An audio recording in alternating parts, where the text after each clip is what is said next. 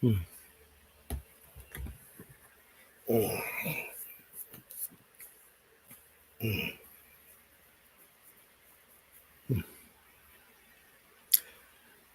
Good morning and welcome to a live podcast. I'm your host, Bob Pace, and I want to welcome you all to this room called Fighting CPS with Bob Pace. Now, CPS is an awful thing you got yourself involved in. It's one of the worst agencies to deal with. They're not very transparent. The children protection system is corrupt. Right now, they're taking children almost 99% of the time. They're not in immediate danger. They're not protecting our children from abuse and neglect. They're chasing the wrong kinds of people. So many of you told me about your cases. I've talked to all across the country. In fact, I've talked to countries in the world. And CPS is all it is a $80 billion business, $80 billion business that has mushroomed and grown where they just rely on money is what they're in there for. Now, there's several ways to interact with this podcast. One way is to call in on my number, 626-698-0990. And that's my office phone.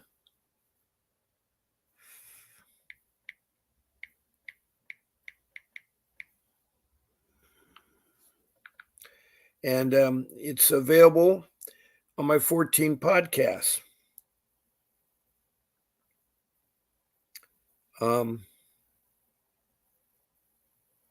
I'm on Monday through Sunday at 10 in the morning.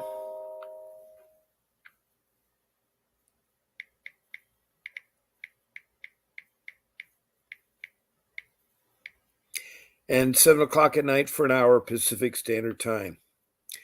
And those 14 shows, the phone is active and you can call on it and talk about your case. You won't be on a camera. You just be the voice on the speakerphone. And that's one way you can interact. It's 626-698-0990. Now, if you want to type in a comment and you don't want to really talk right now, you just type in your comment at the comment section below. I'm on YouTube with the StreamYard application, and you found me in Facebook. So all you do is type in your CPS question. Please show your name, city, state, or country and be complete with your CPS case. I'm trying to get an idea where the pockets of CPS that works and where the pockets of CPS that doesn't work. That's why I'd like all this information. So just text in and make sure you're complete with your CPS case. If it involves 3 or 4 children, tell me. If it involves 3 or 4 husbands or wives, it's hard for me to second guess what the situation is and try to start from the beginning. Each of you have your own special case. Each of you love your children. You would not be in this room, and I want to warmly welcome. I'm not a professional attorney. I'm a loving father of 6 children and been married for 32 years. And I have been in CPS, so I know exactly what you're going through.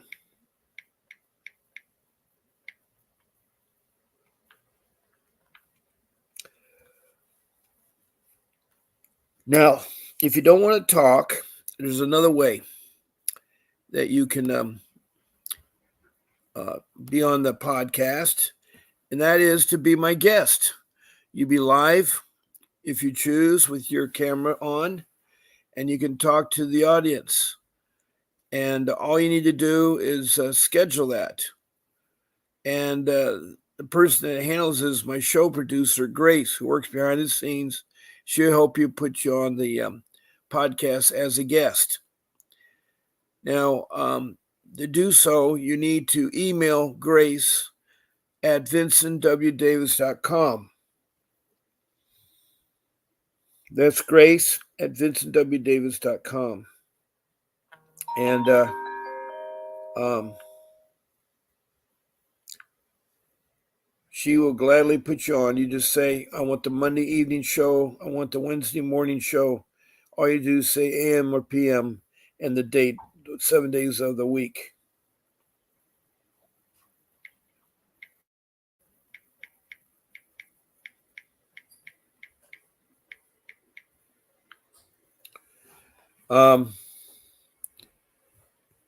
So I really encourage you to listen and hear what I have to say. I do have some rules to go over with and stuff. And so um, I really care about you as an individual. And I want so much to help you. Now, I normally have a co-host, but I don't see Danielle from Georgia. Faye also comes in this room sometimes, and I don't see her either. So I'm going to put my phone number back up. So that's the easiest. Whoops, that's not your phone number. That's something else. Yeah, put the phone number on there. So really like that. So I know that most of you right now have been struggling. You don't know what you got yourself into because this agency is so corrupt. They lie, they cheat, they take revenge. They're not transparent. You're like Alice in Wonderland that's fallen in the rabbit hole and you're going through all these rooms and all these doors that don't make sense. And just like the story, Alice in Wonderland, she was just in a crazy, crazy world. It's all a dream, but this is not a dream, this is reality. They are like a giant spider, spinning a web around you and drawing you in. They're trafficking your children into foster care only for the money that they get, $20,000 per child per month. And that's wrong. Because it shouldn't be about money. When you all get in trouble, maybe you did something stupid, there's ways that you can help the family get back together, reunification. And also, it's important the family has that opportunity because the best parents are the biological parents. Studies have shown that the biological parents are the best parents to raise children. To raise children.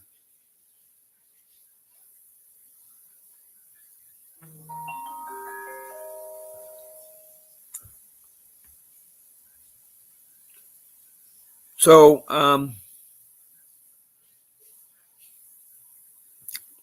you got to understand another thing about the CPS workers that I've been advertising a lot, and these are the pink ladies, the ladies that made T-shirts, and on the front of the T-shirts it said "professional kidnappers." On the back of on the shirt they said, "Do you know where your children are?" So what they're implying is they're out there chasing down children and putting them into foster care right away. And that's pretty much what they're doing. And it don't matter what state, all the states seem to be consistent. I've only had one social worker call in. Name was Carol from Maryland, and she talked for a good 40 minutes. But she was trying to paint a picture that wasn't true, and she kept stumbling on things. And I think finally she left. I don't know if she'll come back. But I welcome any social worker out there who's listening that if you want to talk about what you do with your families and your kids and so forth, that would be great. That'd be great. Because right now, the general public has a bad idea about CPS. They think they're very corrupt. And they are. They've stolen the money. They're taking the money. It's a money-driven business. It isn't there to help out the kids. The social workers are not trained. They don't have a college degree. They should have something in social work, something doing with social work. They also should have something in clinical psychiatry. And they can have a major in college in clinical psychology and then have a minor in social work. But they need to have that background if they're going to go out there and work with families and try to put families back together. It is a hard thing that y'all are going through. I feel for you. And it's not easy. I've been there. In 2015, my 3 children were illegally taken out of the house and put into foster care shelter where they could have gotten hurt because they weren't protected there. They went in the shelter, and it's right next to the prison for juveniles, and their play area is right next to their play area. So what kind of protection is that? Also, there was a beehive, and the bees could have stung the kids. It already stung some of the kids, but there was a beehive, so there was too imminent danger. Plus, the place wasn't clean, and the food was awful. And then the way they did education with the kids is to read a book to them. They need to be back in their school of origin. They need to be following what they've been following.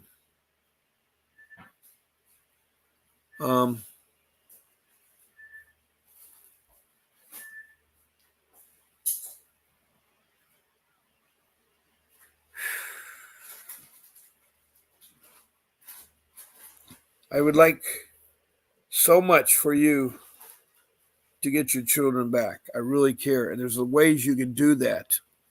And now I want to get into my first rules. My first rule is you need to get an attorney. If you don't get an attorney, you're going to be blindsided. I was. And you'll probably say, wait a minute, I have a court-appointed attorney. Well, the court-appointed attorneys aren't really that good in dependency law. They're just starting out as a lawyer. They may not have anything in dependency training or anything or been in the children thing.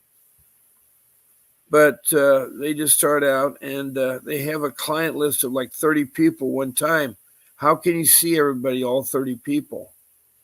They don't have time. It's strictly on the phone or when you once meet them once a week or if you can do that. But it's really sad. It really is sad because my case still hurts to this day. And we tried the public attorneys and we went through a couple of them and they just didn't work out. They don't fight.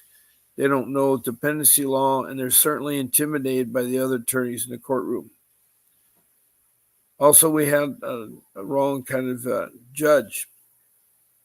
The judge of our case was someone who handles collision and automobile accidents. Nothing about neglect of children or abuse of children or family reunification. It was definitely a waste of time because, they will sidestep you and drag the case out and rob you further. You experience other financial issues and so forth.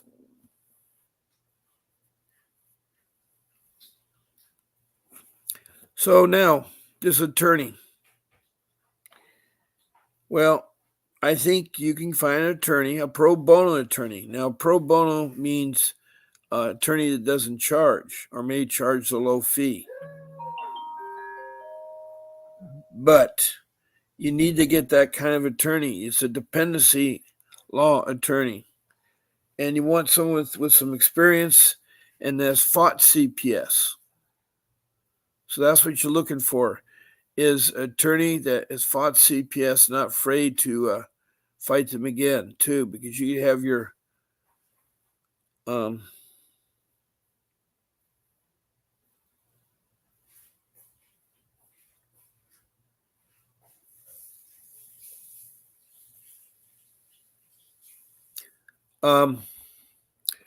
so you want to search the internet, and the way you want to do it, you want to phrase your questions. And so I'm going to use the example of Georgia. And let's say you're in the city of Athens, Georgia. So the next biggest city is Atlanta. So you want to say, find in Athens, and Atlanta, Georgia, a pro bono dependency law attorney. It's dependency, a juvenile dependency attorney. That's who you need to find out. It's really, really imperative. So you go to the internet and you see hopefully more than 10 that come up.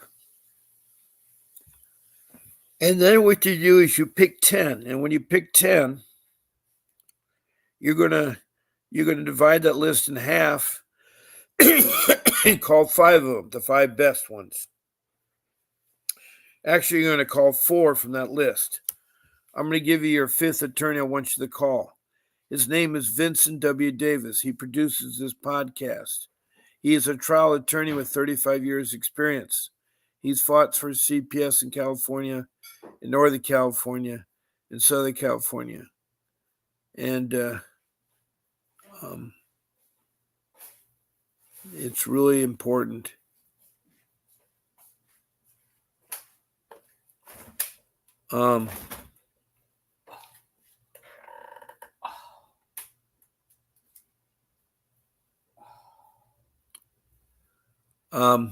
So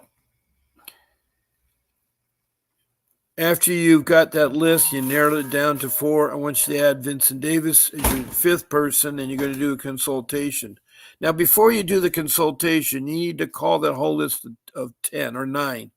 You have to call 9 of them and ask them, have they done dependency cases against CPS? Also, you want to ask her if they're pro bono, I mean they don't charge. Those are questions that are very important. They don't charge. Have they done dependency law and social services system there? Okay, so you call the attorneys, and the first thing you're going to notice that the answer, that's a good sign. That's one of the reasons why you're calling. You want to see if they're still in business. Next thing, when you talk to the person on the phone, you tell them that you're interested in a dependency law attorney, and do you have any such attorneys, and do you have the grind on the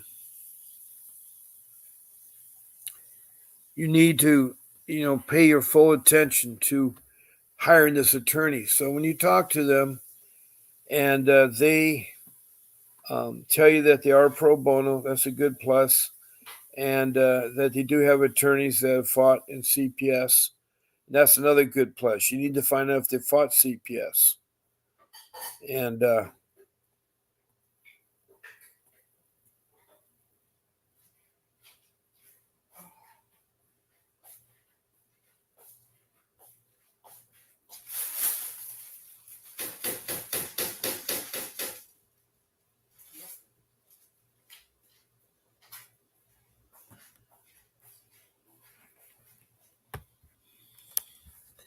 now, Mr. Davis, you can call in at 888-888-6582. That's his phone number.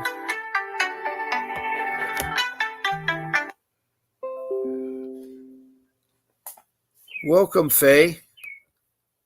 Hey. How you doing? I'm okay. I've been going through some stuff, but I'm good. Okay. To all the audience listening, this is Faye, a regular time caller, and sometimes she is my co-host on the show, and she has a hard CPS case. I mean, she was brought up in foster care and was in it 4 times, and she was abused in foster care.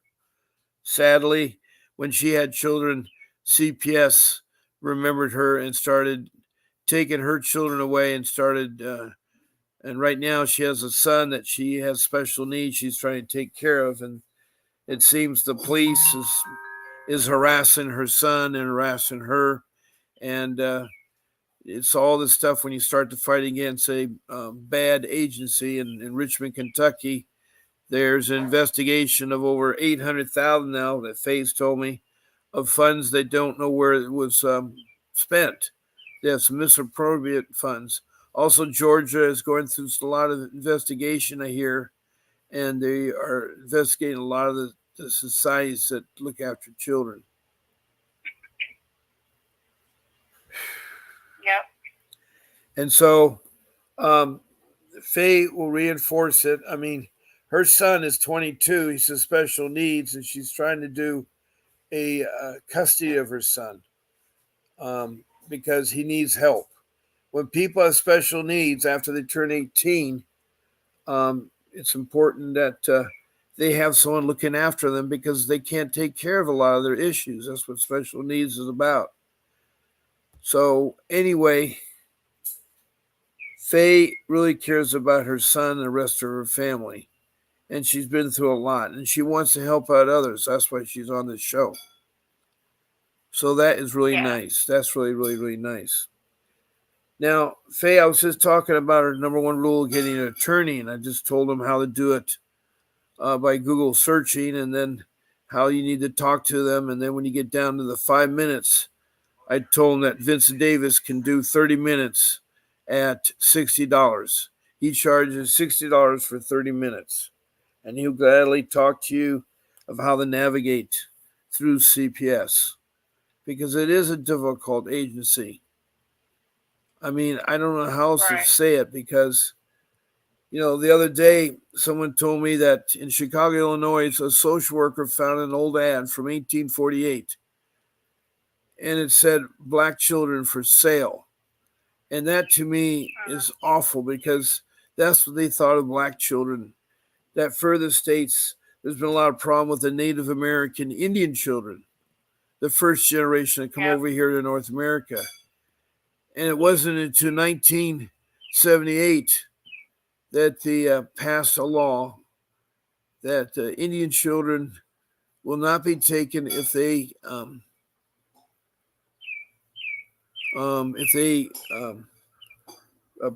put them, if they're registered with a federal tribe, and there's 547 federal tribes, and they can be registered, or if they're not registered, they could be registered. So that's a cute little bird in the background. Is that a nightingale? Oh, yeah. Anyway, we have bird music. I love bird sounds, so that's pretty. That's what Kentucky is. Yeah, that's what Kentucky's all about. Yeah, Kentucky is the land of green grass and beautiful nature. But sadly to say that they have one of the hardest spots in CPS, the hot spots of dysfunctional social workers. There's how many being investigated right now? Oh, the Juvenile Justice Department yes. is being investigated for sexual assaults, for violence, and for neglect, and a whole bunch of other stuff. Yeah.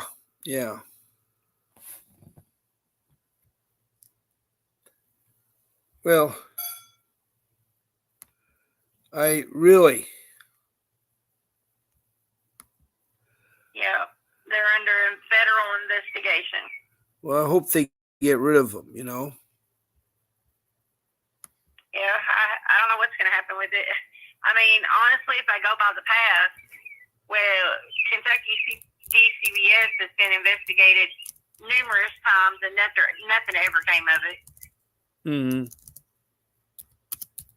The Office of the Inspector General in 2007 and 2008 done a big investigation on the CPS here in my county and several other counties, and nothing ever came of it. Oh, God, really? That is so bad. Yeah. So I have a word for you to look up. Oh, okay. Bob. Love to look up the word. It's called intrinsic fraud. Intrinsic fraud. Yeah,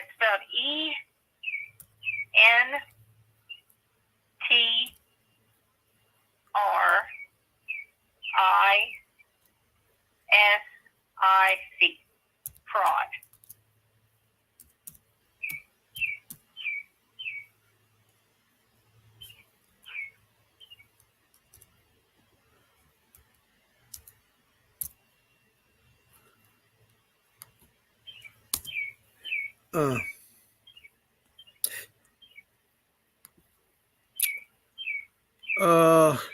Intrinsic. Well, shoot. I got to learn how to spell fraud. Yeah. I put flair. Okay.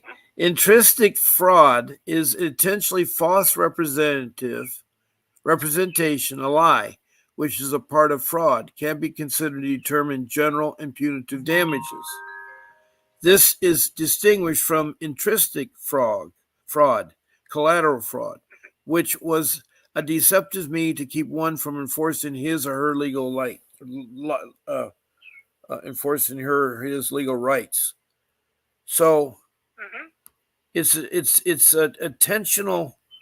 Intrinsic fraud is intentional false representation that goes to the heart of a given lawsuit is about. In other words, whether fraud was used to procure the transaction. So can you give me an example that you think intrinsic fraud was in your case? Well, my daughter's adoption was done based on intrinsic fraud. Oh, boy. Why? Because they did not allow me to be a part of my termination of parental rights hearing. Even though I was there and present, and they knew I was there, they didn't let me come in the courtroom and be a part of my own CPR hearing. They made me sit out in the lobby while they had it. So, yeah, it applies to my case, intrinsic fraud. And with intrinsic fraud, there's the statute of limitations can be told. Can be what? TOLLED, told. What does that mean? It means it can be set aside. Is there a statute of limitation then? Is it indefinite? No, the statute of limitation can be told. Means the statute of limitation can be set aside if you can prove that intrinsic fraud occurred in your case. Wow. Yeah, and I'm going to read this to you. It says, adoption decree filed some 34 years after the decree was entered, the motion was barred by statute of limitations.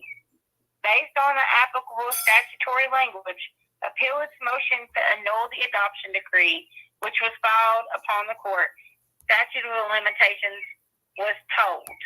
TOLLED means set aside. It says if a party can establish that an adoption decree was procured by extrinsic fraud practiced upon the court, the statute of limitations barring his action will be told. Means it will be set aside. Wow. So if someone lies on the witness stand, is that intrinsic fraud? No, it's not talking about lying. It's not talking about lying. It's talking about let me see if I can look up an See, my caseworker lied on the stand. Fraud. She lied and she retaliated on my daughter. Yeah, but that's intrinsic fraud.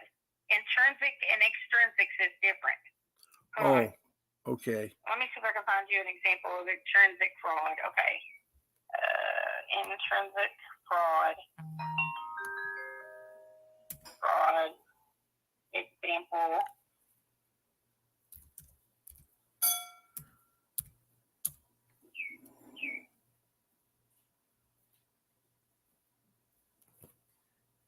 Okay. See. Okay, so intrinsic fraud, what you were talking about like perjury and falsifying documents, that's intrinsic fraud. Okay? What I'm talking about is extrinsic fraud. Okay, and I'm getting ready to tell you right here. Well, it says intrinsic fraud is a fraud act that occurs outside of a legal event and prevents the victim from participating or obtaining important information. It's also known as a fraud in procurement and often happens in civil actions and contract disputes. Mm-hmm. Yeah, where they don't allow you to have due process and be a part of your own hearing. But hold on, I'm trying to find it. It says extrinsic fraud often involves fraud on the court, but may arise in other contexts. What is extrinsic? I'm trying to find it. It's not pulling up for some reason. Oh, Jesus, where did I put it at? Well, I have intrinsic and extrinsic frauds and relief against judgments. Yeah, but what, I'm trying to find the part where it states that it's a violation of a person's right to be involved in their hearing, in their court procedures. Okay. There's 7 pages by Vanderbilt Law Review.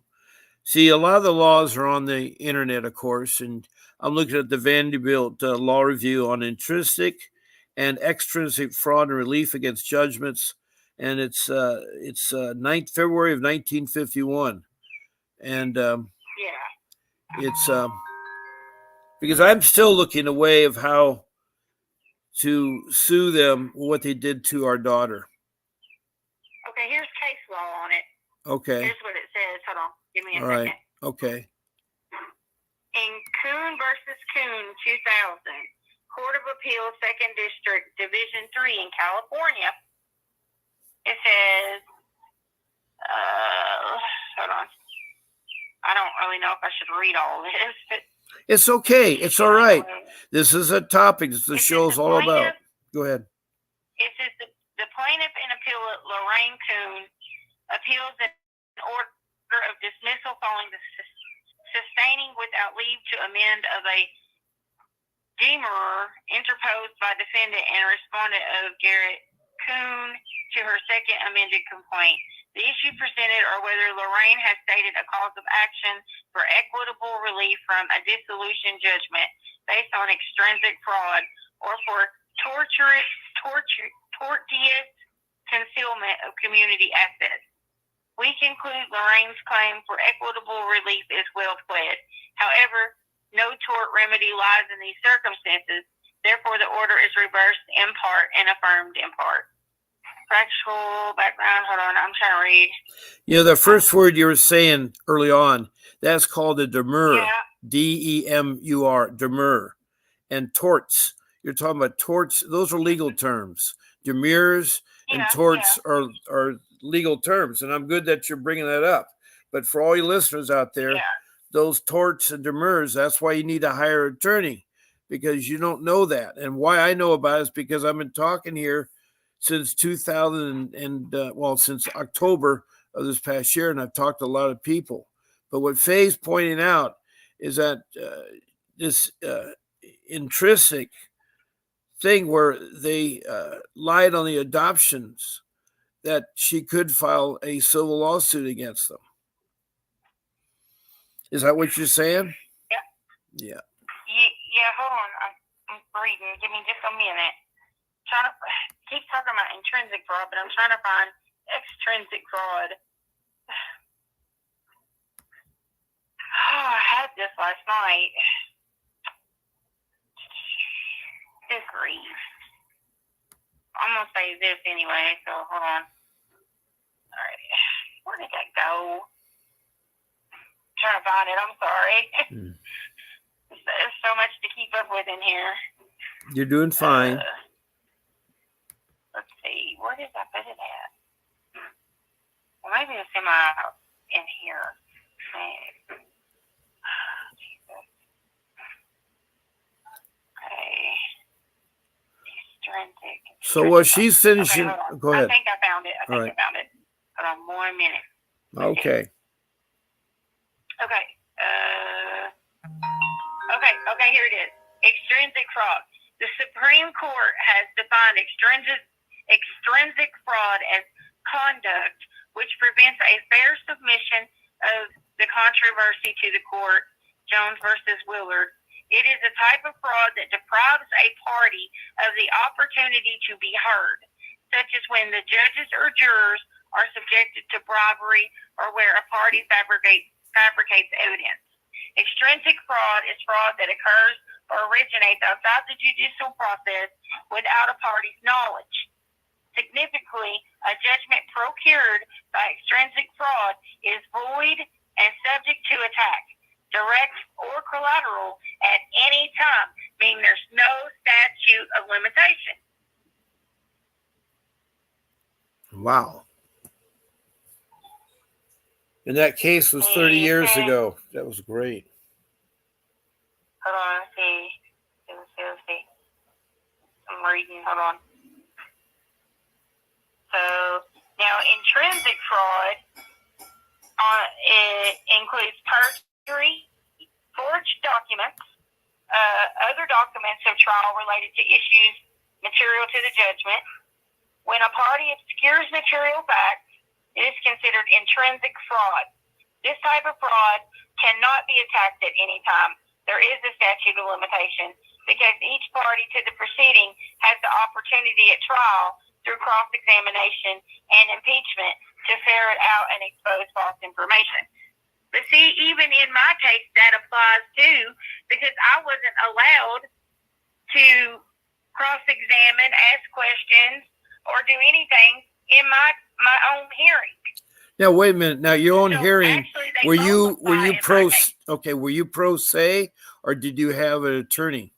I know I had an attorney, and the paid attorney was in the courtroom, and I was in the lobby while he was in the courtroom. And he did not.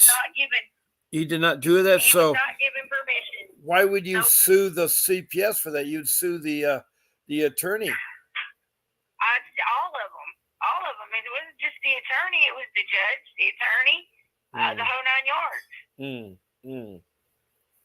Yep. So, extrinsic and intrinsic is involved in my case. Both of them are. Mm-hmm. So I just wanted to bring those two things up because they're important legal terms that most people don't know.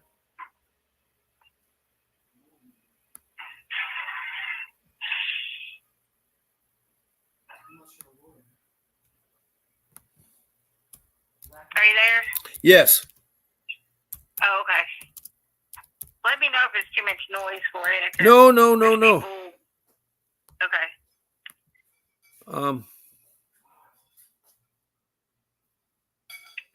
So here's how I get the runaround in Kentucky from attorneys. Mm-hmm. Okay. I'll call family law attorneys and I'll tell them what happened to me. And they're like, oh, well, your statute of limitations is ran out. And I'm like, okay, well, what if it involves intrinsic and extrinsic fraud? Oh, well, there's statute of limitations on that. No, there's not. On intrinsic maybe, but not extrinsic. And they argue with me and act like I don't know what I'm talking about. Is that attorneys argue with you? Is that attorneys argue with you or CPS? No, attorneys. And really? Wow. Yeah, and then they'll say, well, maybe you just need to call a civil attorney. I call the civil attorney and ask them about, trying to file a lawsuit. They tell me I need to contact the family attorney, a family court attorney. I'm like, oh my God. So I just get the runaround from these attorneys. And then when you bring up intrinsic and extrinsic fraud, they act like they don't know, that they're not sure what you're talking about. Well, I imagine most attorneys don't. They say that fraud is you have only a certain amount of time after your case is final to bring up a claim of fraud. And I said, well, in the law books, it states intrinsic and extrinsic fraud are they're obviously a type of fraud, but with extrinsic fraud, it doesn't have a statute of limitations if you can prove that it was done in your case. Yeah. So yeah, I can't get any of them to even remotely like. Well, did you bring it up Look into with Vincent when you're on his podcast? You could have asked him then. No, I didn't. I didn't because honestly, I just now learned about this because I'm reading the law. Well, he has another podcast, and I'm pretty sure you could call in. Yeah. Yeah. How much does he charge? Can you call in, or do you have to pay, or? Well, no, to the podcast, it's no charge. Okay. I'm talking, if you want to have a consultation with him privately, there is a charge. Yeah. Okay. But he does take calls on his podcast.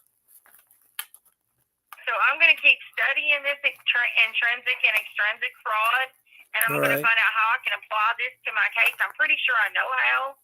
And then I'm going to go and I'm going to file it myself. Yeah, because, well, that's always so dangerous because they'll kick you out because of a technicality. Somehow you didn't use the right paper, you didn't get the right signature, it didn't get served right, you cited the wrong law case. I know how to do all that. Okay, all right. I know how to do all that, though. Yeah, I know how to do all that, though. And plus, I have an app on my phone that shows you how to write out legal forms. Well, that's nice. That's nice. Yep. It shows you how to write out the legal forms and everything. And I know how to do the other things we were talking about because I had to do them in my CPS case anyway. Okay. All right. Yeah. So I just wanted to bring that up for people that had never heard of it because, you know, they always talk about statute of limitations on fraud, but statute of limitations can be tolled. TOLLED means suspended, set aside. Huh. That's another word that I want to look up. Yep. TOLLED. TOLLED. Yep. Statute of limitations tolled. Yep. Yep. Toll says to stop the running of a time period, especially a time period set by a statute of limitations. Mm-hmm. Yep. To bar or take away, tolling a right of entry takes away the right to be present on the land. Yeah. That's interesting. Yeah. But in legal terms, trolling is a legitimate doctrine that allows for the pausing or delaying of the running of the period of time set forth by statute of limitations, such that a lawsuit may potentially be filed even after the statute of limitations have run out. Yep, there you go. Yep. Bingo. Yep, that is good. Yep. And that's on intrinsic. That's on IN, intrinsic, right? And intrinsic and extrinsic, yes. It's both of them? Yep. Oh, okay. Yeah. And yep. If you can prove that it occurred, yes, it can be told. But if someone's lying, that's intrinsic. Perjury is intrinsic fraud. Well, can I sue them? Can you sue for them lying? Yeah, for lying on oath. For perjury, I mean, I guess you could if you could absolutely prove they lied. Well, that's easy. Because the transcripts. Here's what they try to claim. Okay. Here's what they try to claim. Hold on. Here's what they try to claim. Well, was it a lie or was it something I believe was correct? No, it's when you're being. That's how they get out of it. They were asked a very simple question, and it involved that my wife's sister and her husband were trying to adopt. Well, actually, it was really, she got rid of her husband, by the way. Wait a minute. I'm still confused about that. It involved the incident of domestic violence that occurred where they supposedly had domestic violence. And the social worker knew about it, but when the social worker was examined on the stand, she said, oh, no, there's never been any domestic violence. Oh, well, yeah, then that's Yeah, Yeah, I that's mean, perjury.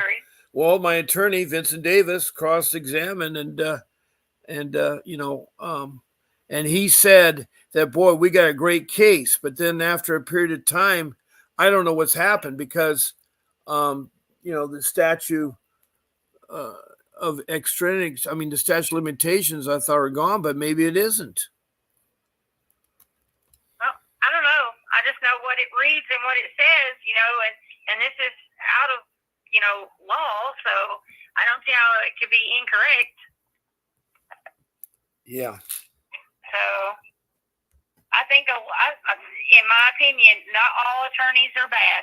Okay, not all attorneys are bad, but I think a lot of attorneys want you to be stupid and not know these things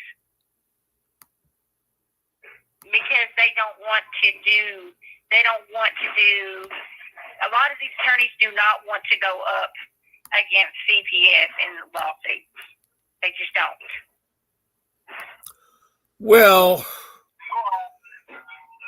who would be the attorney that, if you're prosecuting the CPS, it would be the CPS's attorneys, and they're paid a lot of bucks. Yeah. They would have to defend the social worker and the CPS facility, because not only could you sue the attorney, you could sue the agency, the CPS agency. Yeah. And that would include the director and, for allowing their worker to lie under oath. Yeah.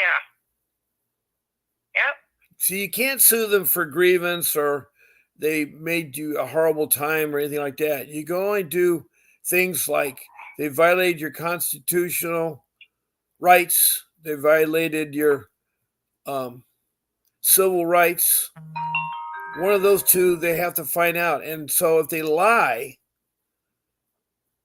now I don't know if we could prove them that they told our daughter to divorce us, to change her name, to be adopted, and to seal her birth certificate. I don't know if we could do that. Because, see, the social worker told us verbally that you'll never see your daughter again, threatened Mark. But you see, it's so hard to prove that because you have no recording.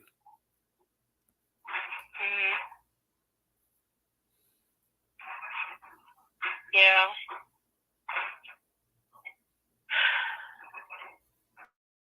But I'm glad you brought that up on the show. Now, I want to finish with my rule number one about getting an attorney. It's so important. And this is why. Right now, we're talking about legal matters that Faye and I, we're not attorneys. And you're dealing with an agency that is so corrupt. And I use analogy. Yeah. I used analogy. If you want to get your heart worked on, are you going to open your heart and cut your chest open to work on your heart?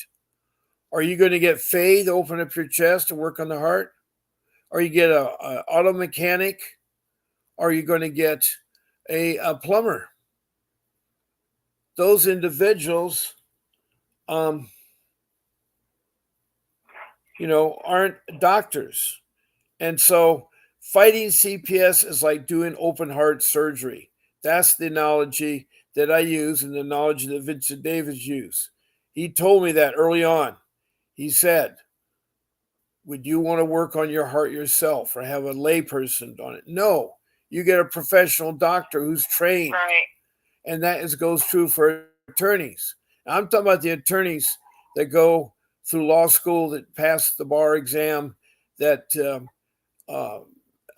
follow somebody, they mentor somebody, before they start practicing law and so forth. And they have a test, a license. See, that's the other thing. These social workers don't have a license.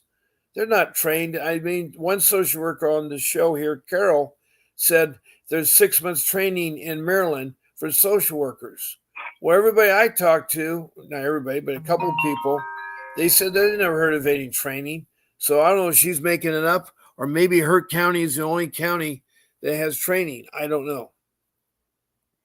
And again, well, I mean, I think I know that the social workers here do go through some training because the social worker that came to my house to remove my kids, had a social worker with her that she was training. So a social worker was mentoring. That's good news. I'm glad to hear that. I'm glad to hear that. Yeah.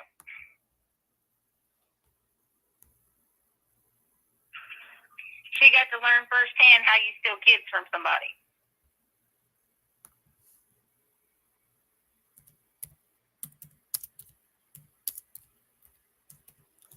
Really? Wow. Yeah. How did your case first start out? I mean, you were in foster care, so you're over 18 and you got married, right? No, I never got married. I left my oldest child's father because he was abusive, and I left him because of abuse. I wasn't, going to stay and deal with that, so I left him. I left him when I was 7 months pregnant. And how old were you at the time? I was fixing to turn 20 when I left. Okay. So you're a young adult. Yeah. So yeah. When you left your husband and you're pregnant, how did CPS approach you? Did they come to your door? Did they call you? No, my biological mom got CPS involved because of my son's dad, and because my biological mom and her girlfriend caused a big scene at my house with the police involved, and my son's father ended up being arrested that day. And then after the fact, my mom and her girlfriend came in my house and was threatening me with taking my child from me. Oh, no. And I told them, I was like, you don't have no right to come in here and take my child. I'm like, this is my house. I said, you can get the hell out. And they're like, no, we're going to take the baby. I'm like, no, you ain't. And I went to walk into my son's room to pick him up out of his bassinet to keep either one of them from getting him. And my mom's girlfriend comes over and yanks my son out of my arms. And when I try to get my son back from her, we're kind of like, I guess like in a tug and pull over him. She punched me in the face. Oh, and boy. When she punched me in the face, out of reaction to her punching me, I smacked her. Well, in the midst of this, my son was in the middle of it because of her.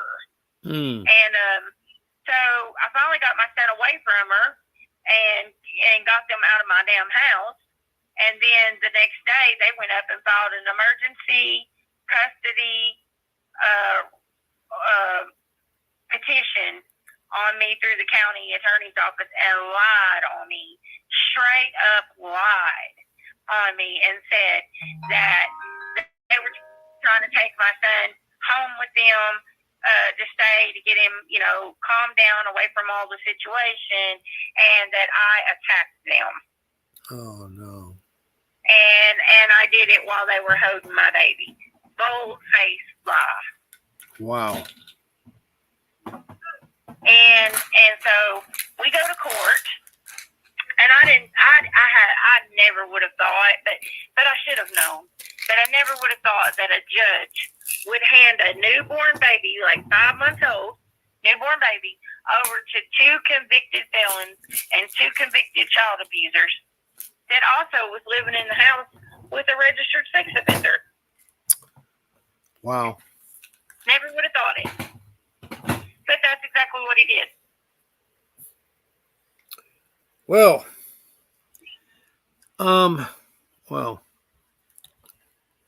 So yeah, that's how that happened. Wow. See, everybody has a different way of how it's approaching, and that leads me into my rule number 3: is you don't answer the door, and you don't talk to social workers, and the reason being is that they will use everything against you. And when you got a toxic family members, you need to leave those toxic family members.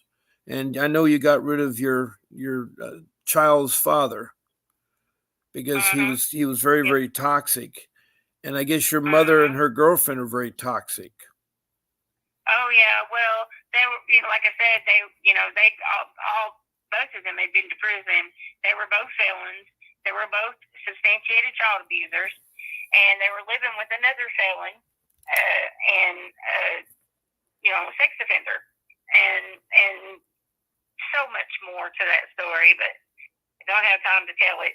Yeah, understand. Well, we're getting close on our time. I just looked at the clock. It's 11 o'clock now. I started a little bit late here, so I'm going to wrap up this show. I'm sorry we didn't see Danielle. She said she'd be on this morning, and she says that she's got her computer and internet solved, but hopefully she'll be on tonight.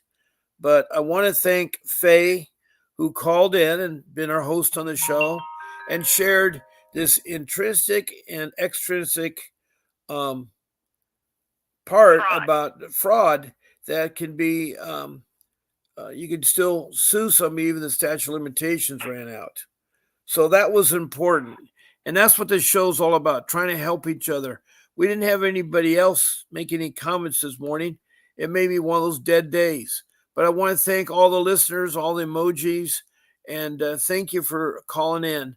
And with that being said, I want you all to have a great day. And I pray for your kids to be returned to you. I really feel they will. And I'll see you tonight at 7 o'clock Pacific Standard Time for my podcast.